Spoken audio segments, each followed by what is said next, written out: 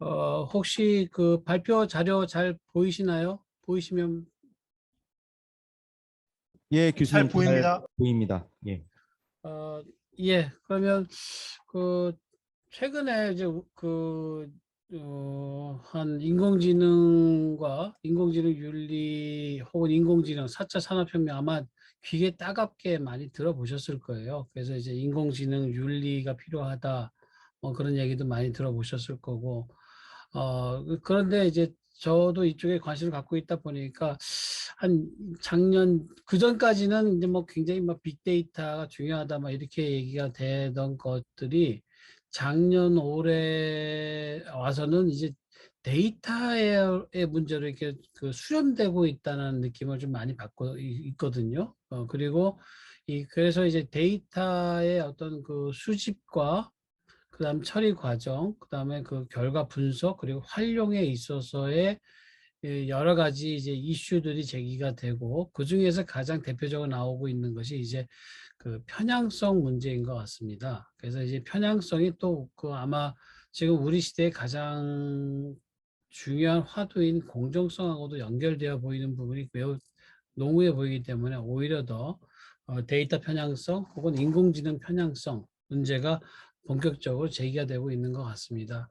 그래서 일단 데이터 윤리라고 얘기할 때는요, 이것도 이제 비교적 새로 만들어진 용어인데, 이제 윤리가 보통은 우리가 전통적으로는 사람과 사이의 관계, 사람과 사람의 관계에 어떤 대한 것이었다면, 이 현대 사회로 넘어오면서 윤리가 사람과 non-person, non-human 간의 대상들과의 관계에서도 이제 윤리가 언급이 되고 자연, 환경, 유전과 이제 관계되는 측면들에 대한 연구가 많이 이루어지고 있고 이제는 데이터에 대해서도 데이터 윤리를 이야기해야 되는 상황까지 왔다는 것을 좀 말씀드릴게요. 그다음에 이제 이 주제를 이제 시작하기 전에 먼저 우리가 좀 한번 생각을 해봐야 될 게 물론 이제 편향이라는 게 이제 편견하고는 조금 성격이 조금 다릅니다. 근데 이제 편향이 문제가 되는 게 아마 편견하고도 연결이 되기 때문에 이 편견이라고 하는 걸 우리가 어떻게 봐야 될 거냐. 보통은 이제 이 AI 편향성을 제기할 때 전제가 편향된 거 혹은 편견이라고 하는 거는 부정적인 것이야 라고 하는 걸 먼저 전제를 하고 들어갑니다.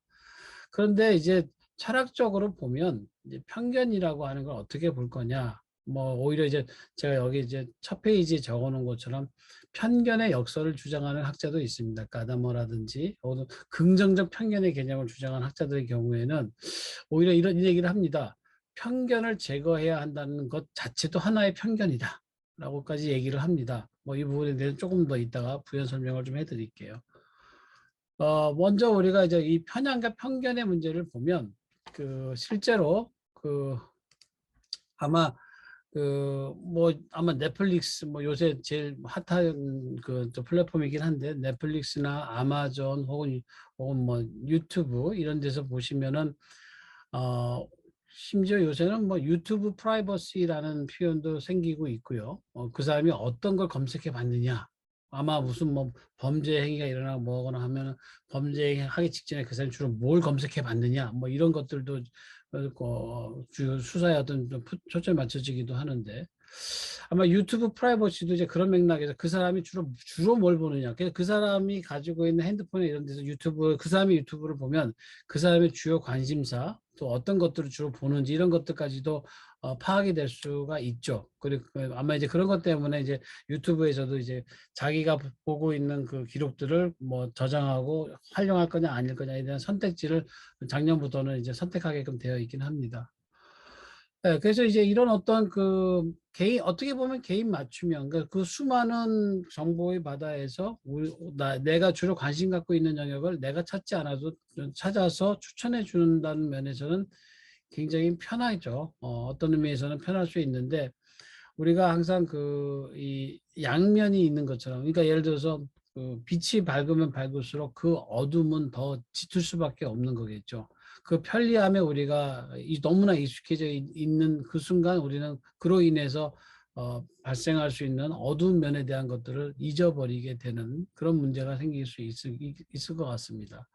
그래서 이제 이런 편리함이 정말 우리가 이를테면은 기호나 취향의 물음, 뭐 혹은 내가 예를 들면 뭐 내가 어떤 좋아하는 음악의 어떤 그 편중된 어떤 그런 것들이라면 큰 문제 그렇게 크게 크진 않을 것 같긴 하지만, 물론 그것도 문제가 되긴 합니다만은, 그러나 이게 어떤 정치적인 성향이나 어떤 인간의 행동과 관련되는 어떤 정보와 관련된 부분이라면 어느 한정된 쪽의 어떤 제한된 쪽의 어떤 데이터 혹은 자료들만 계속 반복적으로 강화하는 학습의 효과가 나타난다는 면에서는 굉장히 위험할 수도 있겠다는 생각은 좀 듭니다.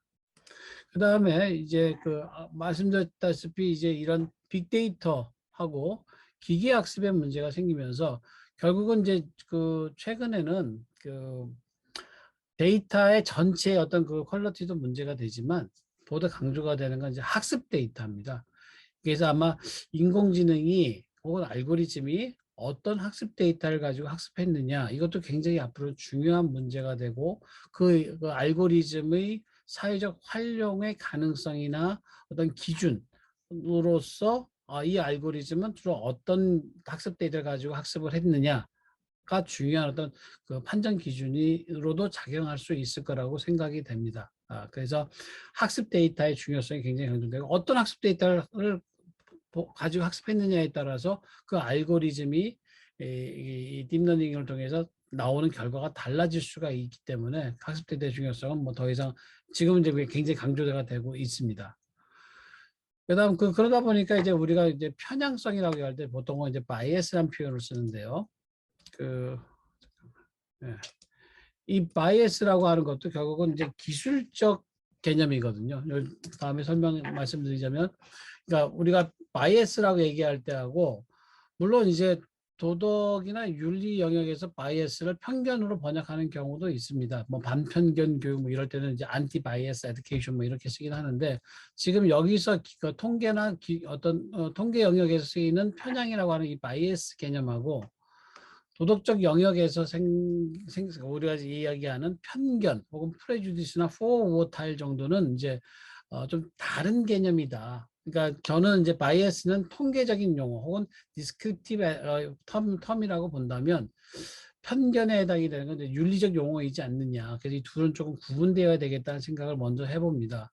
실제로 이제 호크하이머 같은 경우는 이 편견이라는 개념을 예를 들어서 이제 독일어로는 이게 포우어타일인데 우리 저 김영희 교수가 또 동문과 교수인데 제가 또 얘기 잘못하면 안 될 텐데 포우어타일도 이제 우어타일이 판단이라는 뜻이고요. 그러니까 포는 그보다 앞에 있는 거니까 사실은 우리가 어떤 이성적인 판단을 하기 전에 가지고 있는 거를 이제 포우어타일이라고 얘기를 합니다. 독일어에서는 편견이라고요.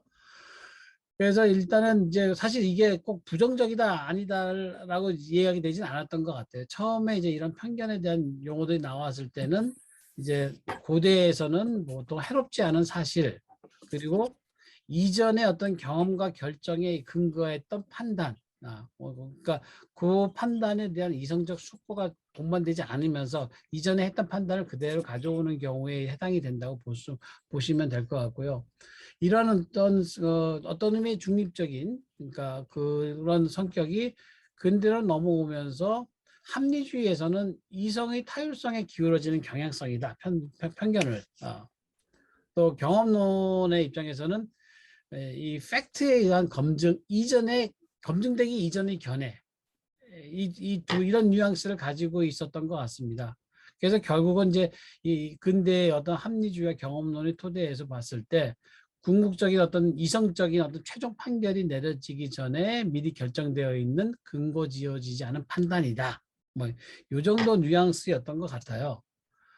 그래서 이제 이제 한스 게오르 가다모는 편견에 대해서 이제 이렇게 얘기합니다. 우리가 조금 우리의 일반적인 생각과 좀 다르게 긍정적 편견의 개념도 이야기를 해요. 그래서 원래 이제 이런 합리주의적인 사유하고 이성과 어떤 팩트의 객관적인 사유, 그다음에 비합리주의적인 사유의 간극에서 이제 편견에 대한 부정적 인식이 발생하는데 실제로 긍정적인 편견도 있다. 그러니까 참된 편견도 있을 수 있다. 그러면서 오히려 우리가 편견들 다 가지고 있기 때문에 동일한 어떤 대상에 대해서 사람들이 다 다르게 반응하고 다르게 생각할 수 있어서 오히려 창의적 사유의 근거가 되기도 하고 새로운 해석을 제공해 줄 수 있는 계기가 되기도 하고 그러면서 이제 긍정적 편견의 이야기를 합니다.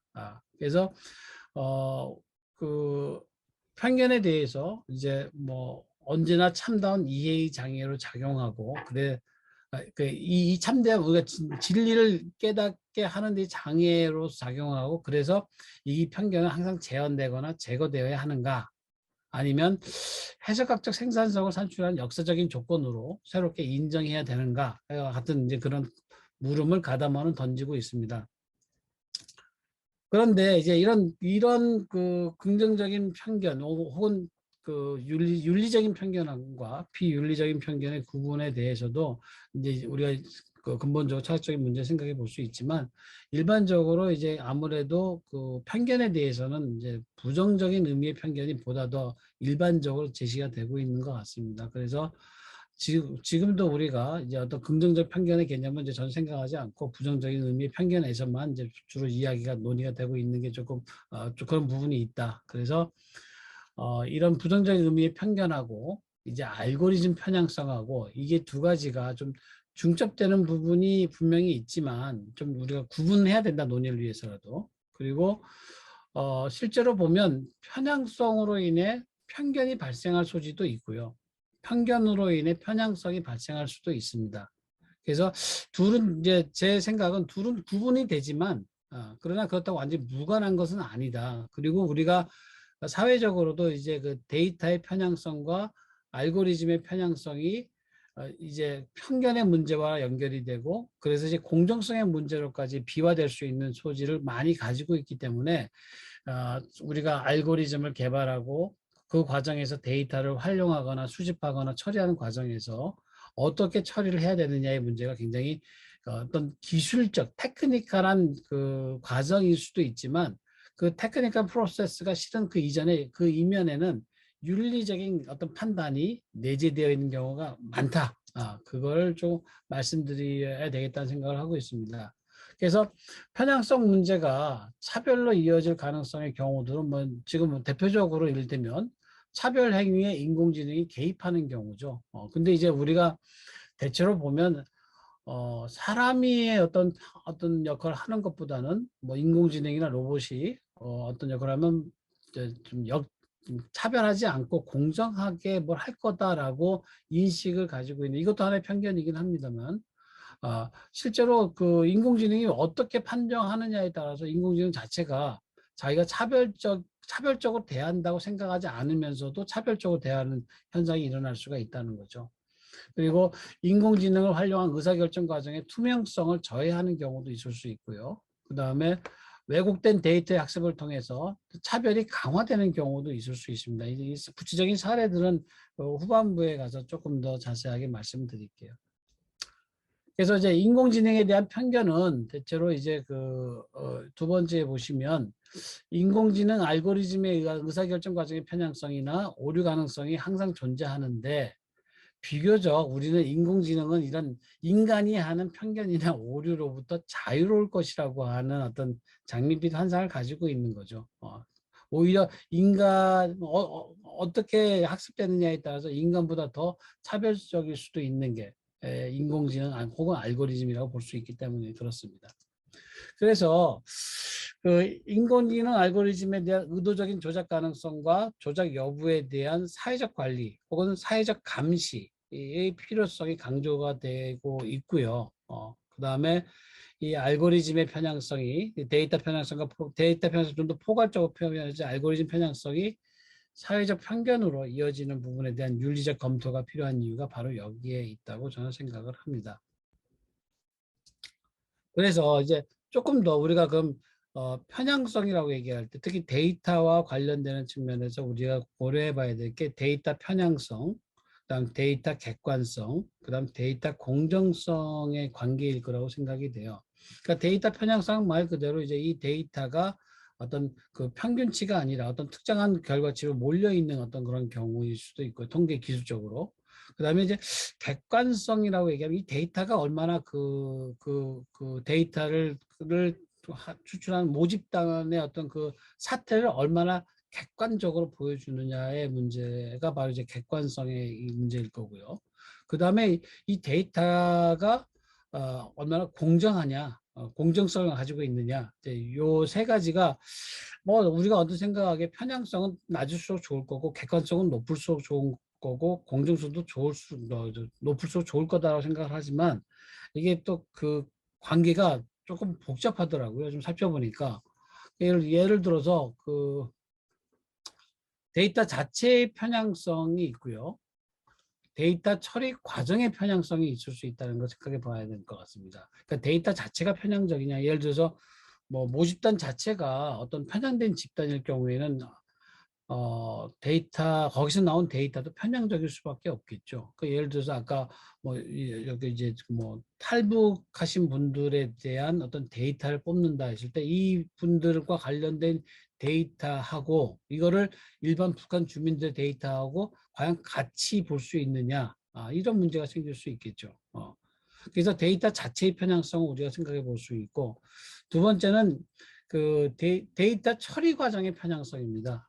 데이터를 어떻게 분석하느냐에 따라 분석자의 주관이 예를 들어서 뭐 그 좀 이렇게 좀 그 뭐 이를테면 전체주의적 성향을 가진 사람이 데이터 처리를 하거나 혹은 뭐 어떤 성향을 가진 사람이 데이터 처리하면서 본인은 객관적으로 한다고 하지만 그 사람의 어떤 주관적인 성향이나 이런 게 은연중에 또는 그 어떤 그 객관적이라고 보여지는 결정 속에 내재되어 있는 가치 판단에 의해서 처리 과정 자체가 편향적으로 될 가능성에 의해서 생기는 처리 과정의 편향성을 또 고려해 볼 수 있을 겁니다.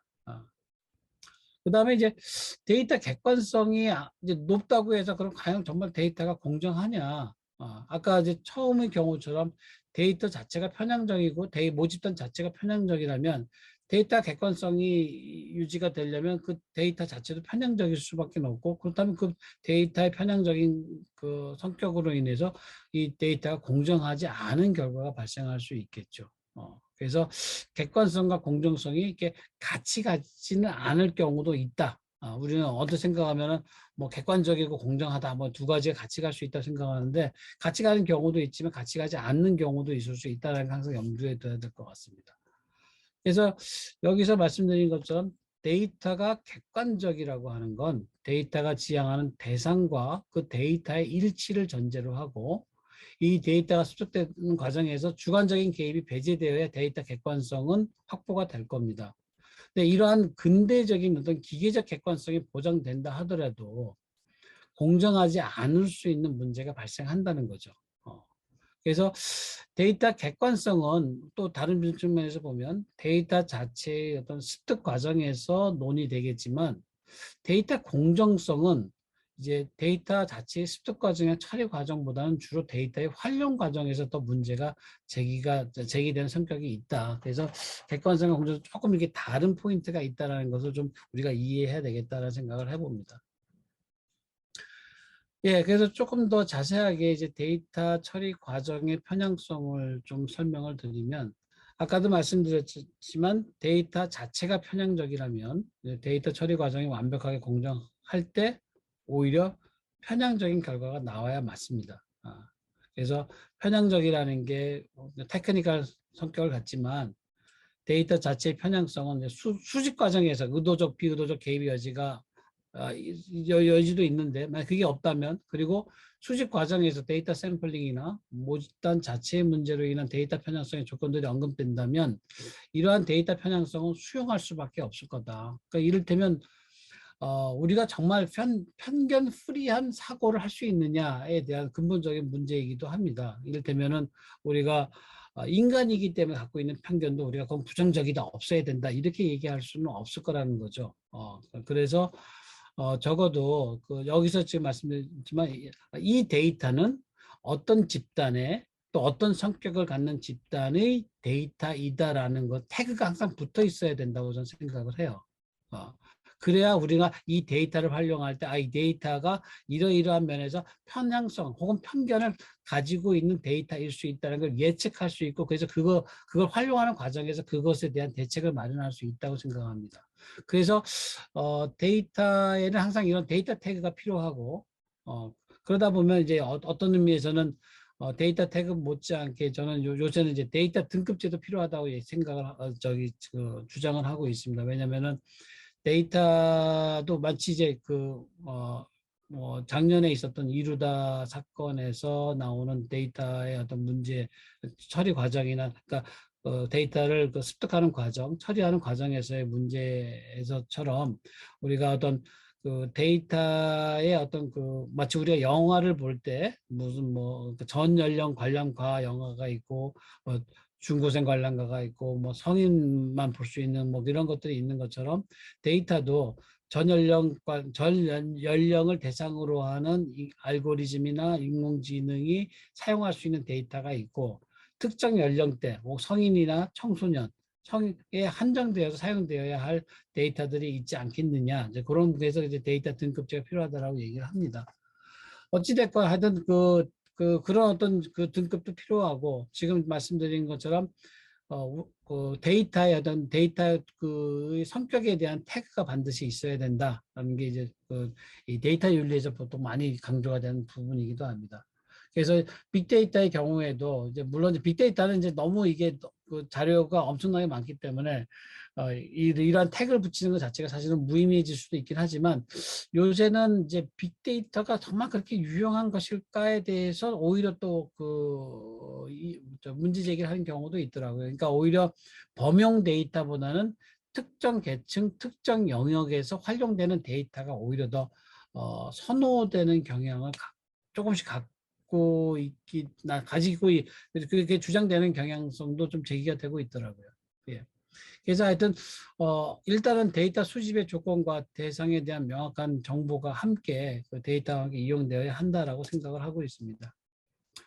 실제로 지금 여기에서 보여지는 뭐 통계 편향성은 뭐 가구표 바이애스부터 non response, 쿼터 샘플, 그러니까 반응하지 않은 거, 샘플링을 잘못 추출한 경우, 사람들이 반응한 것이 나타나는 거, 선택 편향, 뭐 규모 편향 등등, 뭐 혹은 단어의 어떤 그 선입견 때문에 오는 편향 뭐 등등 이런 통계적인 편향성이 있고요.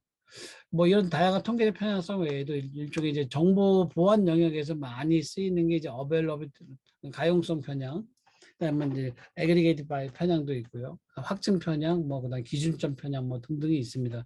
요거에서 실제로 아까 이제 네 가지 있는데 실제로 이제 인공지능에서 가장 많이 언급되는 편향성이 이제 보통 이 세 가지 편향성입니다. 그러니까 선택 편향이라고 해서요. 대표적인 예로 이제 지리적 편향의 예를 들면은 뭐 이런 거죠. 북미에서 주로 생산된 데이터를 가지고 뭔가를 만들어냈다면 이 AI는 이제 북미 지역에 대한 어떤 편향성을 가지고 있는 거다라고 보여지는 거죠. 아마 이제 이거는 우리가 그 데이터가 어디에서 수집이 됐고 그리고 그 결과가 어디에서 사용되느냐가 달라지게 되면서 생길 수 있는 문제라고 봐요. 뭐 기후변화도 마찬가지로 봅니다. 보통 기후변화와 관련된 기후 데이터들은 되게 북반구에서 주로 많이 수집이 되는데 그 자료를 가지고 남반구에 적용할 경우에도 또 문제가 생기는 거겠죠. 그런 맥락이 어떤 선택 편향이라고 보시면 될 것 같고요. 확증 편향은 뭐 우리도 이 확증 편향이 가장 많이 알려져 있죠. 자기가 옳다고 생각하는 쪽에 어떤 자료들만 더 자꾸 보게 되고 모으게 되는 그런 편향성이 바로 확증 편향입니다. 자기 생각에 어긋나는 정보 거부하는 어떤 경향을 갖게 되는 그게 확증 편향이고요. 뭐 자동 편향은 이것보다 더 근본적으로 하여튼 우리가 뭐 실제로 최근에 우리나라 중고등학생들한테 그 AI 교사의 필요성에 대한 설문조사를 한 게 있는데 AI 교사가 필요하냐라고 했을 때 필요하다고 대답한 학생들의 가장 주된 이유가 뭐냐 했을 때 공정하게 대우를 할 것 같다. 차별하지 않을 것 같기 때문에 AI 교사가 필요하다. 뭐 이렇게 답변이 나왔다고 그럽니다. 그런데 그 속에는 이제 자동 편향이 이미 내재되어 있는 거죠. 전제되어 있는 거죠. 그래서 이런 머신러닝이 이제 자동차의 데이터를 통해서 우리가 인간이 아는 그 어떤 그 결정보다 편향성을 낮추고 차별하지 않는 네, 그렇게 할 거다라고 생각하는 어떤 편향성이라고 보시면 될 것 같습니다. 그다음 이제 이런 것들이 이제 데이터 처리 과정에서 나타날 수 있는 편향성의 사례들이라고 본다면 이제 두 번째로는 이제 우리가 이제 데이터에 노출되는 과정에서 나타나는 편향성인데요. 이것도 굉장히 유명한 사례입니다. 이를테면 네. 그 2012년에 그 페이스북하고 코넬 대학교 연구팀에서 그 뉴스피드 알고리즘 조작 실험한 사건입니다. 그러니까 이제 이 사건의 개요를 보면 우리가 일반적으로 생각했을 때 남들이 막 행복해하면 쟤는 행복한데 왜 나는 행복하지 않을까? 그래서 난 불행. 그래서 지금 남이 행복하면 할수록, 그러니까 우리 식으로 사돈이 땅 사면 배가 아픈 것 같은 그런 어떤 게 이제 어떤 가설이었던 거예요. 그래서 남들이 막 행복해하면 상대적으로 그렇지 않은 나는 불행해진다라고 생각하는 그런 게 이제 가설 설정을 하고 실제로 일주일간 페이스북 데이터 과학 연구팀이 페이스북 사용자 68만 9천 명의 뉴스피드에서 행복하다라는 것과 관련된 행복하는 감정과 관련된 단어를 삭제해서 이 사용자들의 감정에 미치는 영향을 연구했다는 겁니다. 그랬더니 연구해 보니까 행복하다고 하면 할수록 그걸 보는 사람도 행복해지더라. 그래서 이제 이런 남들이 행복하면 내가 불행해진다는 게 잘못됐다. 그러면서 이제 우리가 페이스북에서 이렇게 행복해하고 이러한 모습들 보여주고 좋아요 누르고 이렇게 하는 게 우리들의 정신 건강에도 도움이 된다. 그래가지고 이제 한참 이제 그, 그, 이게 발표를 이제 딱하니 했는데 그 발표 내용보다는 거기서 뭐가 문제가 됐냐면, 니네가 내가 올린 글에 있는 어떤 자기 유저들의 반응을 조작을 했어? 이런 문제가 생겨나니까 굉장히 이제 오히려 비판을 받게 되고 그래서 바로 그 다음에 이제 이 연구팀 사과문을 제기했고 거기 그 책임자가 아마 이제 사퇴했던 그래서 이제 문제가 됐던 사례가 있습니다. 그 다음에 이제 실제로 뭐 많이 알려진 사례가 이제 마이크로소프트사의 챗봇인 테이가 하루 만에 이제 뭐 인종차별적인 용어하고 신나치주의적 관점을 드러내면서 난 피곤해 이제 퇴근할래 하고 이제 하루 만에 서비스를 종료를 했죠. 아직 그때 이후로 다시 돌아오지 않았고 우리나라에서도 이제 이루다가 이제 하루 만에 그냥 서비스 이제 클로즈를 했죠.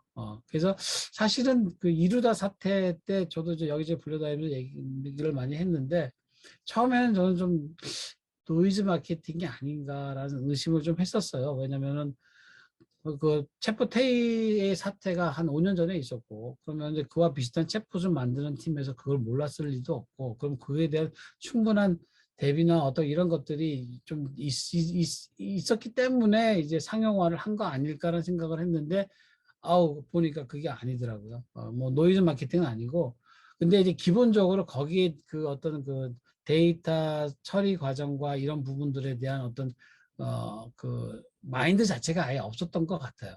실제로. 그리고 아직은 기술적인 한계도 많이 드러났고 그래서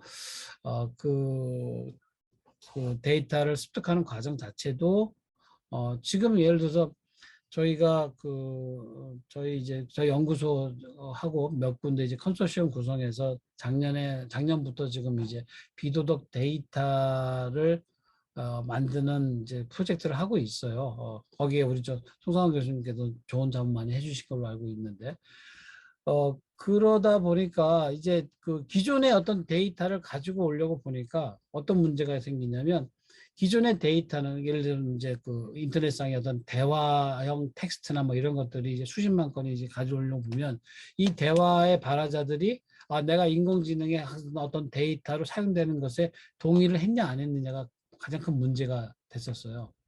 물론 당연히 그 데이터를 수집할 때에는 이런 가능성 생각하지 않았기 때문에 그거에 대한 사전 동의는 전혀 없었던 거죠. 물론 이제 데이터의 활용에 대한 일반적인 동의를 했으니까 이것도 사용 가능할 거다라고 얘기를 했음에도 불구하고 정보사회진흥원 쪽에서는 그래도 위험하다. 그래서 결국은 그 데이터를 사용하지 못하고 데이터를 만들어내는 작업으로 지금 작년에 프로젝트가 좀 변경이 됐거든요. 그런 문제. 그래서 데이터도 우리가 기존에 있던 데이터를 활용하는 것도 좀 그런 문제가 생깁니다. 이게 이 데이터가 인공지능이나 이런 어떤 인공지능용 데이터로 활용되는데 동의했느냐 안 했느냐에 대한 어떤 그 근거가 없으면 사용하지 못하는 그런 한계가 드러나기도 합니다. 예, 그 다음에 이제 뭐 그 뷰티.닷 AI가 이제 뭐 그 심사를 하는데 그 흑인 여성들은 다 백인 여성만을 쭉 선별해낸 사례도 굉장히 유명하고요. 아마도 여러분들도 뭐 아시겠지만은 뭐 이렇게 흑인 사진하고 고릴라 사진하고 혼동한 경우라든지 뭐 등등의 이런 어떤 그러니까 어떤 걸 가지고 주로 학습했느냐에 따라서 이 인공지능이 어떤 결과를 내느냐에 대해서 어느 정도 좀 예측이 가능하다고 보는 거죠. 그래서 이미지 같은 경우도 이미지 자체가 편향적일 수도 있지만 이미지 자체는 편향적이지 않은데 그 이미지 셋이 편향적인 경우도 있을 수 있죠.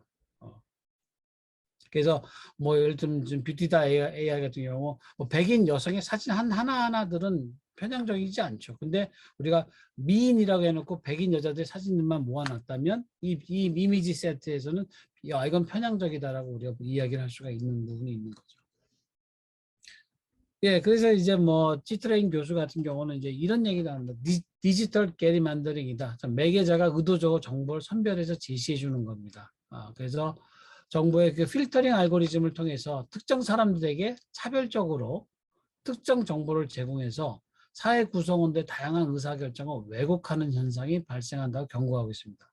그리고 실제로 이러한 경우들이 요즘 우리나라도 이제 이 선거 과정에 이제 그 소용돌이 속에 이제 들어갈 텐데 여기서 이제 이미 여러 의혹으로 현실화되고 있고 그래서 이제 조작에 대한 그 여러 가지 이제 문제들이 제기가 되고 있습니다.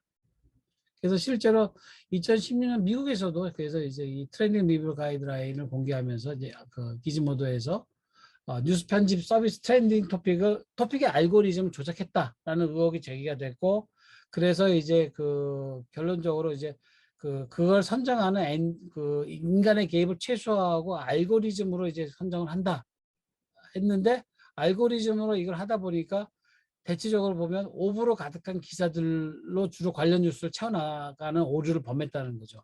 그러니까 사람이 개입을 하면 사람의 어떤 편견이 개입이 되고 사람이 아닌 인공지능을 넣었을 경우에는 인공지능 자체도 그게 완전하지 않기 때문에 이런 오류를 범할 수 있다라고 보는 거죠. 그러니까 우리나라도 다음이나 네이버에서 뉴스의 이런 선정이나 이런 부분들이 물론 초기에는 사람들이 있지만 다음은 뭐 루빅스라고 하고 또 네이버도 비교적 그래도 좀 사람에 의한 편집의 어떤 그 중요성을 강조하다가 2년 전인가 3년 전에 스포츠 기사 관련된 그 부분이 되면서 이제 에어스라고 하는 인공지능이 도입을 해서 인공지능이 기사를 이제 책임하는 그런 형태로 바뀌어가고 있죠. 그리고 또 뭐 우리가 이제 나오는 얘기들 중에 이제 필터 버블 현상이라는 게 있을 수 있습니다. 그러면 이제 뭐 여러분도 아마 뭐 유튜브 같은 데 보다 보면 내가 어떻게 그 본의 아니게 뭐 하다가 우연히 보거나 눌렀는데 왜 그 다음 날부터는 그거와 관련된 수많은 유튜브들이 이렇게 막 제시가 되는 그래서 거기서 헤어나오지 못하는 그런 어떤 경우에도 아마 경험해 보셨을 테고 그래서 이제 필터 버블 현상이다. 이제 이렇게까지 얘기를 합니다. 그래서 우리가 뭐 영화나 음악도 뭐 좋아하는 장르의 영화가 있고 좋아하는 그 분야 장르의 음악이 있지만 가끔 가다 보면 좀 새로운 걸 찾아보고 싶거나 어떤 내가 그동안 접하지 못했던 그러니까 알지 못해서 접하지 않아서 몰랐던 찾지 않았던 그런 것들에 대한 새로운 걸 접해볼 수 있는 그런 가능성 자체를 이 소위 말해서 이 개인 맞춤형 서비스들이 차단을 아예 원초적으로 해버린다는 거죠. 그랬을 때 이게 어떤 취향이나 어떤 취미의 문제를 떠나서 그 사람의 어떤 그 기본적인 가치나 행동이나 어떤 이런 영역 혹은 정치 성향에까지도 이게 이루게 되면 그 위험도는 매우 커진다. 그래서 그런 것들에 자각을 하고 뭔가 어떤 자기에게 제시되고 있는 그런 것들의 문제점을 파악하고 그것의 이면을 찾아볼 수 있는 능력들. 그 소위 말해서 이제 그게 이제 역량들이겠죠. 뭐 이런 것들을 강조하는 경우도 있을 수 있습니다. 그래서 유튜브도 이제 뭐 알고리즘에 대해서 공개를 안 하죠. 자기네들 회사 영업 비밀이다 해서 공개를 안 하는데 유튜브도 지금은 이제 많이 달라져서 처음에는 이제 주로 이제 그 좋아요 버튼에 의해서 얼마나 많은 조회가 됐느냐에 따라 조회 수와 이런 거에 의해서 주로 이제 그 선별을 하다가 최근에는 아마 이제 그 사람들 관리자를 많이 채용한 걸로 알고 있어요. 그래서 이제 각 영역별로 이제 이 유튜브의 그 컨텐츠가 어떤 도덕적이고 이런 부분을 넘나드는지 안 넘나드는지, 그래서 아예 넘나드는 거 아예 제거해 버리고 그 저기 뭐 선택되지 않도록 하는 그런 어떤 그 영역별 전문가를 채용한 걸로 최근에는 저기 제가 어떤 기사에 보니까 그렇게 되어 있더라고요. 그래서 이런 알고리즘에 대한 어떤 사회적 감시와 비판의 필요성이 점점 커지고 있다. 그래서 이제 그런 것들에 대한 우리가 이제 알고리즘의 어떤 그 편향성의 위험성을 우리가 알고 있으면 그것들을 규제하거나 혹은 그것들을 어떤 통제할 수 있는 어떤 그런 기제들을 만드는 것이 필요하다는 것을 알 수 있을 겁니다. 근데 아예 그걸 모른다면 그럴 필요성 자체를 우리가 이제 알 수 없는 거죠.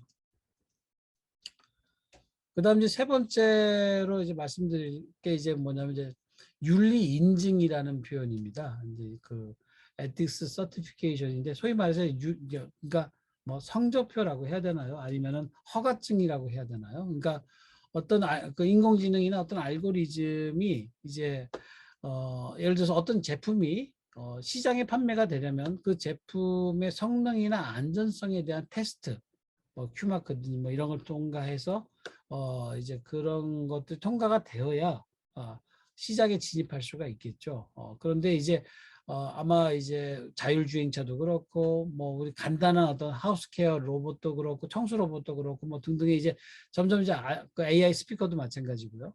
그래서 점점 인공지능을 탑재한 서비스 로봇 제품들이 이제 시장에 들어오게 되고, 예를 들어서 자율주행차를 한번 생각을 해보세요. 지금 이제 우리나라에서도 2단계, 3단계까지는 지금 허용이 돼서 이제 시판되고 있는데, 만약에 이 자율주행차가 어떤 운행을 결정할 때, 뭐 아마 여러분들 뭐 신문상에서나 이런 거 보면 이제 트롤리 딜레마 비슷한 어떤 그런 사고 실험들을 많이 보셨을 거예요. 그런데 뭐 이를테면은 이 자율주행차는 뭐 예를 들어서 그 탑승자, 뭐 운전자일지 탑승자일지 모르지만 만약에 4, 5단계로 넘어가면 운전자의 개념은 사라지고 탑승자로 개념이 바뀌어질 거예요. 그래서 이제 운전면허 제도를 어떻게 할 거냐, 이것도 도로교통공단에서 지금 연구 중에 있습니다. 4, 5단계에서 운전면허 제도를 유지할 거냐 말 거냐 뭐 등등해서. 하여튼 그래서 만약에 이 자동차가 탑승자의 안전을 우선적으로 고려해야 한다라는 어떤 원칙을 가진 자율주행차라고 하면, 그래서 실제로 저 한 2, 3, 4년 전에 파리의 자동차 쇼에서 벤츠사의 사장이 그 벤츠의 자율주행차는 뭐 탑승자의 안전을 최우선적으로 고려하도록 만들겠다라고 얘기를 하고 나서 바로 강력한 비판을 받게 되고, 그러면 보행자는 뭐 그 탑승자에 비해서 그럼 덜 중요하냐 뭐하냐 해가지고 결국은 그 바로 그 발언을 취소를 한 경우는 실제 사례도 있었어요. 자, 그랬을 때 그런 그런 기준을 가진 자율주행차가 우리나라 사회에서 우리나라 시장에 들어와서 팔릴 수 있느냐 없느냐 이런 문제가 생길 수 있는 거죠. 그래서 사고 발생이 가능할 때 보행자보다 탑승자를 우선적으로 하는 자율주행차가 시장에 들어올 수 있는지 없는지와 관련돼서는 성능이나 이런 테스트로 안전성 테스트로는 문제가 안 되겠지만 윤리성의 기준에서는 문제가 있을 수 있다고 보는 거죠. 우리가 탑승자하고 보행자 있을 때 어느 쪽을 좀 더 보호해야 되느냐라고 생각한다면 내가 탑승자일 때 탑승자 우선이라고 생각할 거고, 내가 보행자 입장에서는 보행자를 우선으로 생각해야 된다라고 첨예하게 대립이 되겠지만 결국 우리가 허용할 수 있는 어떤 기준은 아무래도 탑승자보다 보행자를 우선적으로 고려하는 자동차가 아니면 시장에 진입하기가 어려울 수밖에 없죠. 사회적으로 합의가 불가능할 거라고 생각이 돼요. 그렇다면 그런 것들의 기준을 세워주는 게 어떻게 보면 인증 체계라고 보시면 되는데, 그 인증이 안전성의 인증이 아니라 윤리성에 대한 인증이라는 거죠. 그래서 이제 Ethics Certification Program에서 ECP라고 해서 이제 이 인공지능 혹은 알고리즘에서 ECP에 대한 이야기들이 활발하게 논의가 되고 있습니다. 예, 그래서 실제로 이제 잠깐만요.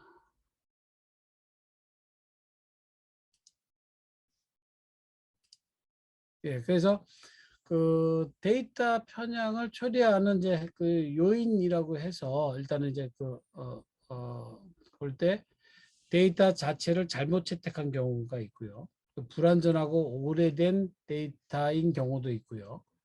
또 데이터 자체가 편향적인 경우도 있고요. 또 역사적인 편향성을 갖고 있는 경우 뭐 등등 이런 것들이 주로 제기가 되고 데이터를 기반으로 하는 알고리즘 시스템은 인간의 편향되고 부적절한 판단을 줄이는데 어느 정도 기여할 수는 있겠지만 새로운 유형의 차별을 만들어낼 수 있다. 이 부분이 중요한 부분이겠죠. 새로운 유형의 차별이 생겨날 수 있다. 그래서 실제로 그 GDPR이라고 많이 이제 논의가 되는 부분입니다. 유럽의 일반 개인정보보호법에서 정보 주체의 권리와 관련해서 일단 그 본인에 관한 개인정보 처리를 차단하거나 제한을 요구할 수 있는 권리, 그러니까 처리 제한권이 신설됐고요. 그다음 본인의 개인정보를 본인 또는 다른 사업자에게 전송토록 요구할 수 있는 권리, 그러니까 정보이동권도 신설이 됐습니다. 그리고 본인에 관한 개인정보 삭제를 요구할 수 있는 삭제권을 강화시켰고 그다음에 본인에게 중대한 영향을 미치는 사안에 대해 프로파일링 등 어떻게 보면 자동화된 이런 처리에 의한 결정을 반대할 권리, 그러니까 프로파일링 거부권이 강화가 됐습니다. 그리고 이제 미국의 컴퓨터 학회하고 미국 공공정책 이사회에서 그 알고리즘적 책임, 그러니까 편향성과 관련된 알고리즘적 책임을 위해서 AI 시스템 구현해야 될 7가지 원칙. 그래서 뭐 알고리즘이 사용되고 있음을 충분히 알리고 그 사용법도 공지해야 되나 인지 가능성. 그다음에 뭐 알고리즘에 대한 조사가 원칙적으로 가능해야 되고 접근할 수 있어야 되고 오류 및 잘못된 결정에 대한 수정 지침을 사전에 제공해야 되는 교정 가능성 원칙이 있고요. 그다음에 리스폰서빌리티 관련된 책임성의 원칙, 그다음 설명, 그다음 데이터 출처를 밝혀야 되는 거, 데이터 관련된 이제 감사를 해야 된다는 거, 그다음에 이제 알고리즘 성능 평가 방식을 제공하고 적절한 방식으로 검사가 가능케 하는 검증 및 시험이라고 하는 이것을 7대 원칙으로 제시하고 있습니다.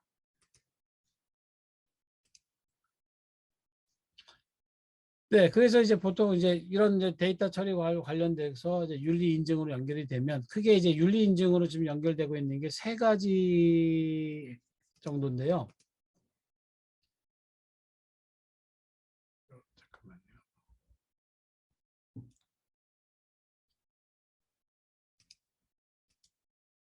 네. 첫 번째가 이제 리스판서블 책임성에 대한 얘기고요. 두 번째가 이제 트랜스페런스에 대한 얘기고요. 그다음 세 번째는 이제 알고리즘 편향성에 대한 얘기. 보통 이 3가지가 언급이 됩니다. 화면이 잠깐만요.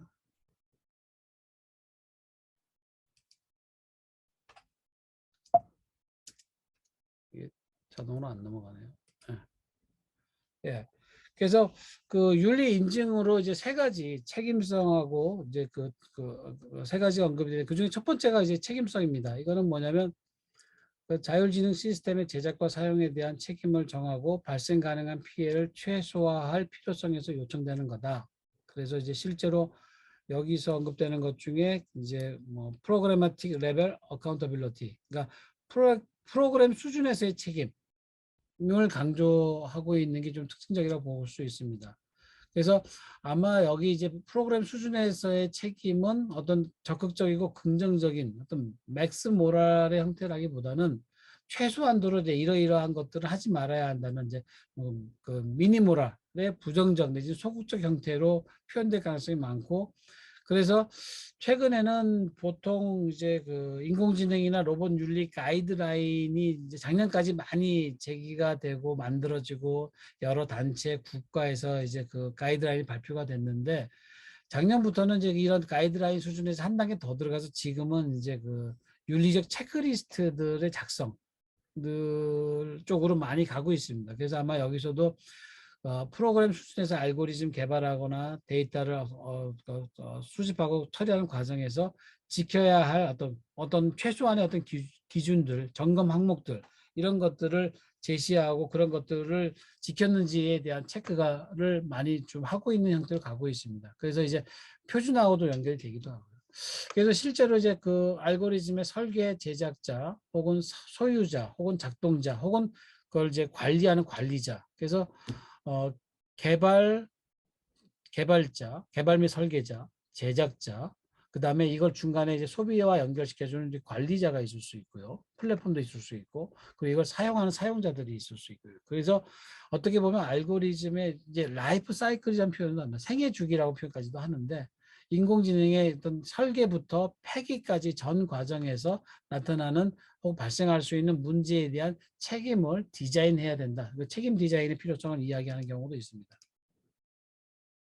그다음 두 번째로 이제 윤리 인증 기준에서 많이 언급이 되는 게 트랜스페런시 문제입니다. 그래서 실제로 시스템이 내리는 결정의 과정과 이유, 그다음에 그 인공지능 로봇이 수행하는 행위를 결정하는 과정과 이유를 알 수 있어야 하는데, 그 예전의 알고리즘 단계, 즉 상징주의 단계에서의 알고리즘에서는 개발자가 그게 결정되는 과정에 어, 개입해서 관여하고 참여할 수 있는데, 지금 이제 이런 딥러닝의 상황에서는 이 인공지능이 학습할 수 있는 학습 데이터를 넣어주면 그것에 의해서 학습되는 과정 자체를 개발자가 개입하기 어렵습니다.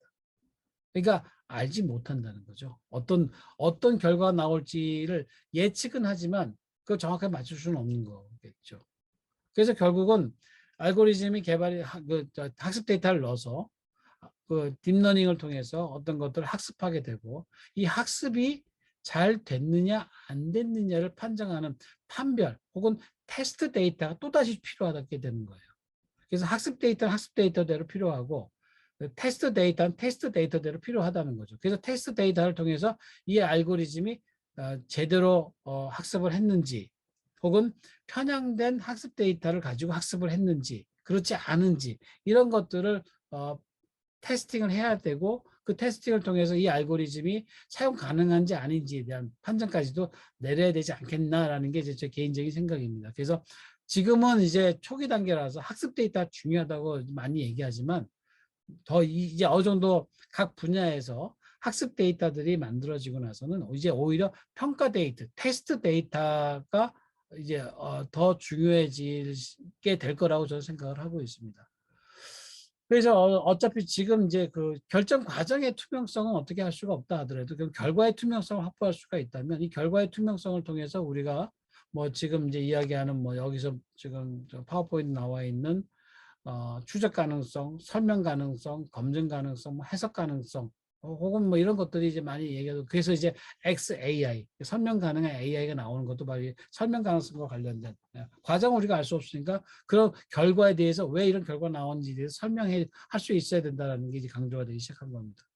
그래서 이제 투명성이 보통은 이제 뭐 유리방 투명성이냐 혹은 블랙박스 투명성이냐, 뭐 근데 우리가 비행기 사고 났을 때 들여다보지 않죠. 비행기 사고가 났을 때 그걸 찾아가지고 사고의 원인을 규명할 수 있어야 되는데, 지금 블랙박스 투명성도 사실은 굉장히 불가능한 얘기처럼 흘러가고 있기는 해요. 그래서 실제로 그 인공지능 관련된 그 민간 회사의 최초의 그 윤리 현장을 만들어낸 카카오에서 이 투명성과 관련된 설명 의 의무를 이렇게 규정하고 있어요. 그러니까 이용자와의 신뢰 관계를 위해서 성실하게 설명을 해야 되는데, 단 조건이 뭐냐면 기업 경쟁력을 훼손하지 않는 범위 내에서라는 단서를 붙이고 있다는 거죠.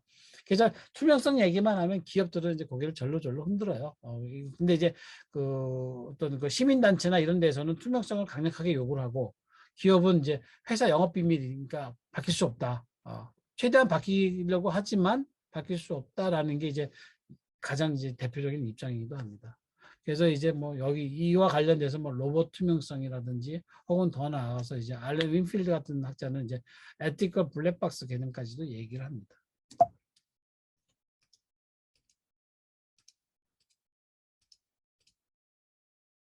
그 다음에 이제 그 자율지능 시스템의 이제 편향성은 이제 지금 이제 우리가 계속 살펴보고 있는 것처럼 인지 과정, 그다음 처리 과정, 결정, 그리고 심지어 이제 외향에서도 나타날 수 있다라고 보는 거죠. 그래서 아까 잠깐 말씀드린 이제 우리나라 중고생들의 AI 교사에 대한 설문조사를 보면 그 설문 항목 중에 보면 이제 AI 교사를 남성으로 할까 여성으로 할까 이 설문도 있었다고 그래요. 근데 답은 무성으로 나왔습니다. 대부분의 학생들은 남성도 여성도 아닌 무성으로 해달라. 뭐 이제 이런 얘기까지 나왔는데 실제로 이제 서비스 로봇의 경우에는 대체적으로 여성의 목소리나 여성의 외향으로 많이 나타나죠. 그것까지도 이제 편향적이다라는 얘기까지도 나옵니다. 그래서 이제 실제로 이제 그 인공지능 시스템의 판단과 의사결정이 과거의 업무 지원 소프트와는 달리 그 이제 인간 사회 가치를 반영하게 되고 알고리즘과 이를 학습시키는 데이터에 숨어있는 윤리적인 요소가 점점 사회적인 이슈가 되고 있습니다. 그래서 어떤 기술적인 결정처럼 보이는 것들이 실은 그 이전에 그 이면에 혹은 그 베이스에 윤리적인 판단이 개입되어 있는 그러니까 외향은 기술적인 결정처럼 보이지만 실은 본질은 윤리적인 결정인 그런 어떤 결정들이 많이 이루어지고 있고 그래서 이제 알고리즘과 데이터에 대한 기술적인 검증뿐만 아니라 윤리적인 검증 혹은 윤리적인 평가. 그래서 우리가 무슨 어떤 그 회사나 무슨 개발 정책이나 이런 것들이 가지는 환경 영향 평가를 한다면 인공지능과 관련된 부분에서 이 인공지능이 어떤 윤리적 영향을 가져올 수 있느냐. 그러니까 윤리적 영향 평가에 대한 것도 해야 된다라고 볼 수 있어요. 그래서 어제도 실은 이제 그 KBS에서 이제 그 기사가 뭐가 났냐면 저희 프로모봇이라는 사가 그 자기네들이 사용할 이제 휴머노이드 로봇에 사용할 인간 얼굴을 못 저기 선발한다. 그래서 우리나라 돈으로 한 2억 3천인가요? 줄 테니까 그 사람들한테 호감 가에는 이제 그 얼굴을 가진 사람들 지원을 해라. 그래서 그 중에서 선발이 된 사람에게는 2억 3천만 원 정도의 돈을 지불하고 그 얼굴을 휴머노이드의 얼굴로 대체하겠다. 해가지고 이제 그게 그 기사가 윤리적으로 문제가 될까요 안 될까요에 대해서 인터뷰를 했어요.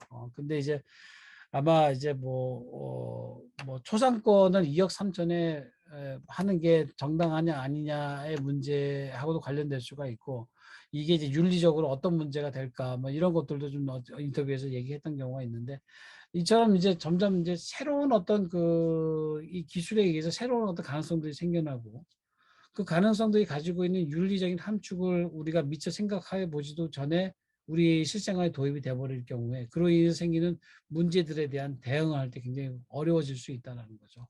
그래서 지금 어떻게 보면 로봇 윤리도 그렇고 인공지능 윤리도 그렇고 데이터 윤리도 그렇고 어떻게 보면 실제 지금 일어날 가능성이 뭐 어느 정도 보이고 실제로 일어나기도 했지만 아직은 본격적으로 문제가 제기가 되기 전에 지금 이미 이런 것들에 대한 예견을 하면서 윤리가 필요하고 대책을 세워야 된다고 얘기를 하고 있는 굉장히 독특한 성격의 실천 윤리라고 보시면 될 것 같아요. 그래서 이제 보통은 저는 이 표현을 이제 앞붙이는 윤리다 뭐 이렇게까지 이야기를 하고는 있습니다. 그래서 윤리 인증의 차원에서 우리가 이제 편향 편견을 얘기할 때는 이제 그 편향 편견보다는 저는 이제 차별을 최소화하는 혹은 차별 금지 혹은 최소 편향성 정도로 이해해야 되지 않을까. 편향성을 완전히 제로화한다. 차별을 제로화한다. 이게 정말 가능할까의 문제가 생길 수 있고 그러다 보면 개인 어떻게 보면 차별을 하지 않고 편향성을 낮춘다고 하면서 데이터를 굉장히 범용으로만 만들어 놓고 그 실제로 우리가 필요한 데이터는 찾기가 어려운데 그런 문제도 생길 수 있기 때문에 결국은 이제 최소 편향성 정도로 우리가 가야 되지 않을까. 그래서 이제 알고리즘이 데이터를 처리하는 과정에서 이 데이터와 관련된 과정에서 편향성을 최소화하는 체크리스트가 제시되어야 있다. 적어도 뭐 데이터 수집에서 이 데이터가 어떤 과정에서 습득이 됐고 어떤 특징을 가진 모집단을 대상으로 하고 어떤 성향을 가지고 있는 꼭 편향성의 위험도는 어느 정도가 있고 뭐 이런 것들에 대한 것들을 체크해 검토해 봤는지 정도가 체크가 되어야 되겠죠. 그리고 이제 그런 학습 데이터를 이제 가지고 활용할 수 있고 그걸 입증해야 되겠죠. 그래서 이제 그 카카오 알고리즘 윤리 현장에서도 보면 차별에 대한 경계, 사회 윤리에 근거한 학습 데이터의 운영, 그다음에 이제 알고리즘의 어떤 그 자의적인, 의도적인 어떤 조작 가능성, 혹은 왜곡 가능성의 차단 이런 것들이 강조되고 있습니다. 그래서 이제 지금 이제 그 책임성, 투명성, 최소 편향성 이 세 가지의 어떤 기준을 가지고 윤리 인증을 하자는 게 지금 세계적인 추세이고요. 근데 이제 왜 이 세 가지냐에 대해서 이제 저는 어떻게 보냐면 이 윤리 인증을 데이터라든지 알고리즘에 혹은 인공지능에 대한 윤리 인증을 이 세 가지 기준만 가지고 그럼 윤리 인증을 해도 될까? 저는 그렇지 않다고 보거든요. 뭐 이 지금 이 세 가지 기준 외에도 뭐 제어 가능성이라든지 안전성이라든지 보안성이라든지 프라이버시 보호라든지 등등 굉장히 다양한 고려 기준들이 제시될 수 있다고 보여져요. 그래서 우리가 그 알고리즘이 이제 어느 영역에서 사용되느냐, 이제 교육 영역에서 사용되느냐, 혹은 뭐 그 메디컬 영역에서 사용되느냐, 혹은 이제 저 군사 영역에서 사용되느냐에 등등에 따라서 가지게 되는 어떤 거쳐야 되는 윤리 인증의 기준이 달라져야 한다고 생각을 하거든요. 똑같은 생명의 존엄성이라고 하는 어떤 가치를 놓고 봤을 때 킬러 로봇하고 수술 로봇하고 티칭 로봇이 동일한 정도의 어떤 기준을 가지고 작동돼서는 안 된다고 보여지는 거죠. 뭐 이를테면 자율주행차도 마찬가지예요. 자율주행차 윤리 가이드라인 만들 때 전제가 그냥 승용차냐, 혹은 대중 교통수단이냐, 혹은 위험물을 탑재한 트럭이냐, 다 운전의 운행을 결정하는 모듈에 있어서의 가치는 좀씩 다 달라져야 한다고 보거든요. 그렇다면 우리가 이제 여러 가지 윤리 인증을 위해서 혹은 편향성 최소화라든 걸 포함한 여러 가지 기준들을 세워놓고 그 인공지능이 어느 영역에 사용되느냐에 따라 그 영역에서 강조되는 기준들을 내 세트를 마련하고 그 세트에 의해서 윤리 인증 체계를 만들어서 그걸 통과를 하면 거기서 어느 정도 미니멈의 기준을 통과되면 그 제품들이 사용될 수 있게 시장에 진입할 수 있게끔 해줘야 된다라고 생각을 하고요. 그런 맥락의 인증을 윤리 인증을 저는 이제 기준 인증 내지는 준거 인증이라고 저는 정의를 내리고 있습니다. 그리고 또 한 가지는 이런 기준이나 준거 인증 외에 또 다른 두 번째 차원의 인증이 필요하다고 생각하는데 그게 저는 이제 자율성 인증이라고 생각을 해요. 결국 우리가 어, 예를 들어서 뭐 세탁기가 처음 나왔을 때 세탁기 윤리가 필요해 막 이런 얘기를 안 하거든요. 근데 왜 인공지능의 경우에는 윤리가 필요하다는 얘기가 왜 나올까? 를 생각해 보면 저는 결국은 이제 그 인공지능이 어느 정도 인간의 행위의 영역의 일부분을 인간으로부터 위임받아서 어느 정도 제한된 어떤 자율성의 영역을 가지고 어떤 행위를 고려해서 행위를 결정해서 행위를 실행할 수 있는 행위자, 에이전트로서의 기능을 할 수 있다. 그렇다면 이 에이전트가 어느 정도로 자율적이냐에 대한 인증을 해줘야 된다고 생각을 해요. 단적으로 우리가 어떤 냉장고 같은 데서도 보면 이제 그 에너지 효율 등급에서 뭐 1등급, 2등급, 3등급 하잖아요. 그런 것처럼 그 인공지능도 얘가 얼마나 자율성을 가지고 있느냐에 따라서 그 등급이 달라져야 한다고 보거든요. 그래서 이제 제가 다른 논문에서 이제 인공지능의 도덕성의 유형을 세 가지로 구분을 해놨어요. 그래서 첫 번째는 이제 가장 쉽게 얘기하면은 그 사용자가 명령하는 걸 무조건 수행하는 단계의 도덕성이에요. 그다음에 두 번째 유형의 도덕성은 사용자의 어떤 좋아요, 싫어요 버튼에 의해서 사용자 맞춤형으로 결정해 줄 수 있는 정도의 능력을 가지고 있는 자율성이 두 번째 유형의 자율성이고, 세 번째 유형은 뭐냐면 이제 사용자의 기호나 사용자의 반응에 맞춰서 하지만 그거와 어떤 사회 도덕적인 규범과 상충이 되면 사회 도덕적인 규범에 의해서 개인의 명령을 거부할 수 있는 정도의 자율성을 가지고 있는 유형이라고 생각하시면 돼요. 그래서 가장 기본적으로 세 가지 유형인데 이 세 가지 유형도 좀 더 세분화될 수 있을 거예요. 근데 지금 이념형을 가장 세 가지로 지금 구분해 놓은 거예요. 예를 들어 설명하자면 뭐 우리가 촬영하는 드론을 가지고 생각을 해보면 첫 번째 유형은 사용자가 띄워서 촬영하고 싶으면 다 촬영하라고 하면 다 촬영하는 게 첫 번째 유형, 가장 낮은 단계의 자율성의 영역에 있는 드론이겠죠. 그다음에 두 번째 유형은 뭐냐면 이제 띄워서 촬영을 했는데 이제 사용자가 보면은 예를 들어서 뭐 남자 여자 사진이 있으면 남자 사진 다 지우더라. 이제 이게 학습이 되면 그다음에 촬영해서 이제 얘가 사진 찍을 때 남자 사진은 안 찍는 거죠. 여자 사진만 찍는 거죠.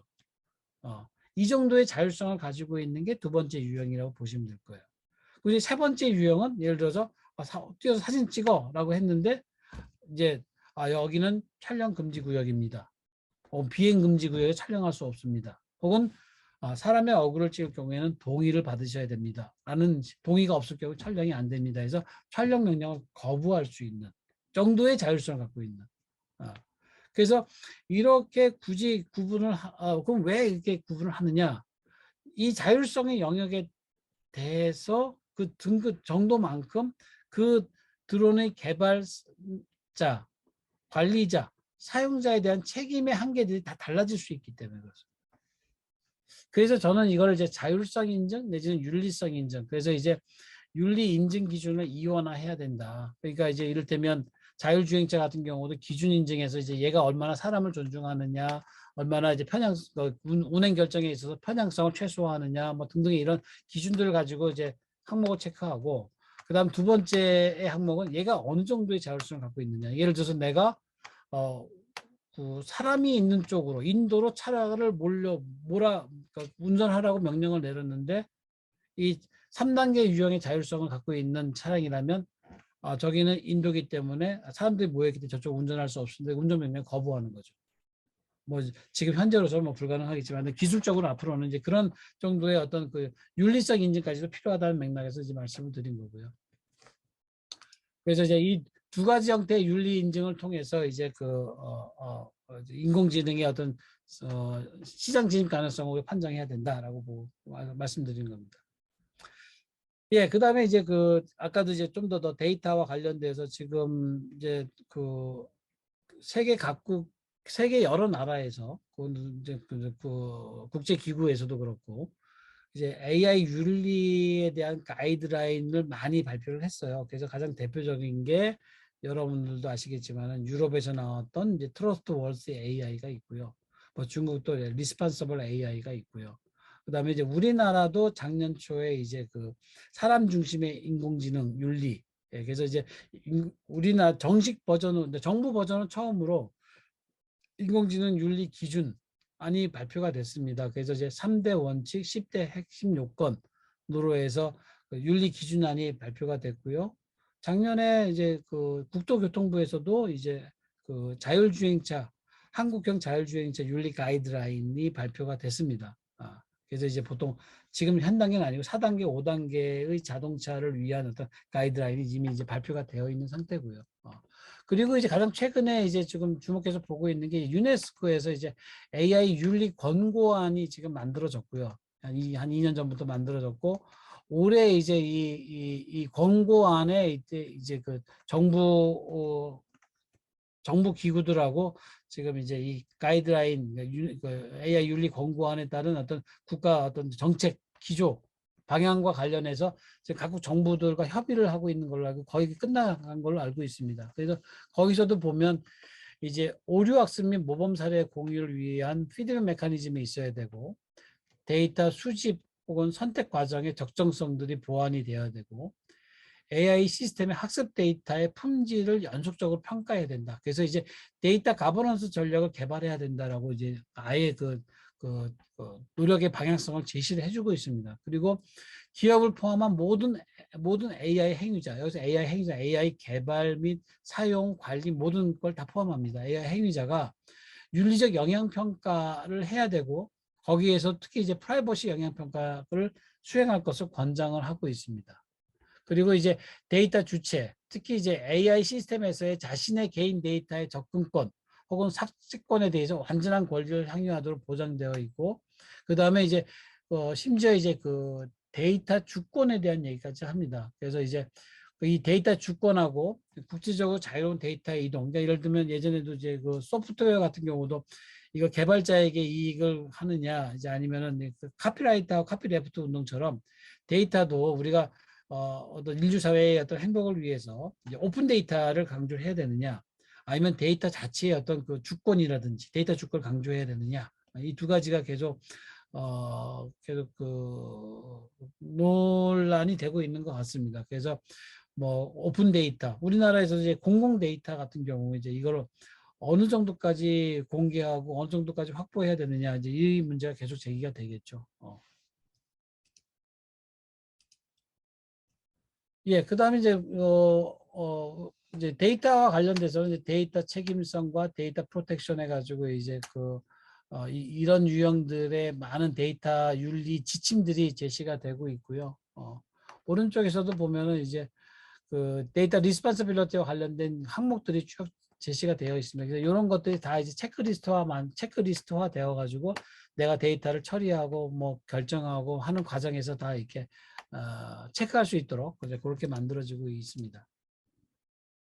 이게 지금 이제 제가 말씀드렸던 이제 우리나라 사람이 중심이 되는 인공지능 윤리 기준. 그래서 이제 저는 이제 요거를 이제 원래 이 AI 윤리 기준안을 만들 때 이제 한국적인 인공지능 윤리 기준안을 만들어서 좋겠다는 게 이제 어떤 방향성이 있었고, 그래서 이제 제가 생각했던 게 이제 인공지능의 4단, 우리가 유교 철학에서 이야기하는, 그러니까 인공지능이 갖춰야 할 본질 4가지 하고, 그 다음에 이제 인공지능과 인간이 이렇게 만날 수 있는 어떤 범주라고 해야 될까요? 도메인이라고 얘기해야 될까요? 이 도메인이 결국은 인간이라는 도메인과 사회라는 도메인, 그다음에 기술이라는 도메인이 있겠다라고 이제 보고, 이 3개의 영역을 이제 3강이라고 보고, 그다음에 각각의 강에서 3강 5륜을 떠올려서 이제 5개씩 이제 하위 원칙들을 만들었어요. 그래서 이제 4단 3강 15륜 해가지고 이게 그게 원안이었는데,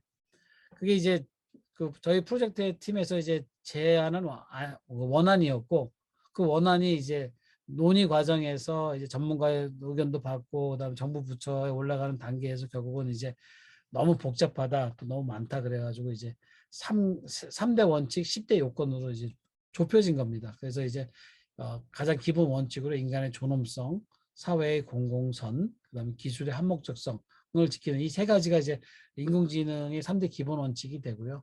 그다음에 이 각각의 것에서 인권 보장, 프라이버시부터 시작을 해서 책임성, 안전성, 투명성까지 10대 핵심 요건으로 해서 사람이 중심이 된 인공지능 AI 윤리 기준을 올 초에 발표를 했고요, 정부에서. 그리고 이제 이걸 토대로 해서 지금 이제 인공지능 윤리 교육을 해야 될 어떤 교육과정 총론을 지금 개발했습니다. 얼마 전에 발표를 했고요. 아마 내년에는 이제 인공지능 윤리 교육 내용 컨텐츠를 개발하는 연구를 할 거라고 생각이 됩니다. 예, 그래서 지금 이제 뭐 데이터의 편향성에서부터 인공지능의 편향성까지 또 나아가서는 인공지능 윤리 영역까지 지금 범주가 점점 확장이 되면서 말씀을 드렸고요. 이제 다시 조금 더 이제 원래 처음에 이제 제목으로 돌아가서 이 최소 편향성의 원칙이라는 게 이제 윤리 인증의 중요한 기준으로 작동이 되어야 한다. 그리고 두 번째는 이제 이때 이제 이 편향성을 이제 알고리즘 자료 입력의 편향성하고 설계의 편향성으로 구분을 해야 되겠다. 그리고 데이터 윤리에서도 데이터 자체의 편향성과 처리 과정에서의 편향성이 구분되어야 되고, 그래서 알고리즘 설계의 편향성 최소화는 이거하고는 조금 더 이제 구분되면서도 분명히 이제 논의가 같이 되어야 한 부분이 있다라고 보는 거죠. 그 다음에 뭐 아까도 이제 편향성하고 공정성, 객관성이라고 하는 게 이제 서로 이렇게 달라질 수가 있기 때문에 이런 부분들에 대해서 데이터의 어떤 퀄리티에 대한 어떤 규제 혹은 윤리적 감시가 필요하다. 그래서 우리가 정말 어떤 인공지능이 공정해져야 한다면 그 데이터가 공정해져야 되고, 그 데이터가 공정해지기 위해서는 편향적이지 않게 하기 위한 노력이 이루어져야 되는데, 이걸 개발자가 해야 되느냐, 데이터를 모으는 자가 해야 되느냐, 아니면 누가 해야 되는지에 대해서, 만약에 국가가 해야 된다면 이게 국가가 만약 국가 자체가 잘못된 쪽으로 갈 수 있다면 그건 또 누가 감시를 해야 되느냐. 그래서 결국은 누가 이런 시스템을 구축하고, 그래서 적어도 어떤 특정한 사람에 의해서 특정한 부분의 요인에 의해서 편향성이 영향을 받아서는 안 되겠다. 이걸 이제 시스템화해야 되겠다. 라는 그 시스템화의 필요성을 말씀드리면서 긴 시간 동안 그 한 내용들을 좀 정리를 하겠습니다. 예.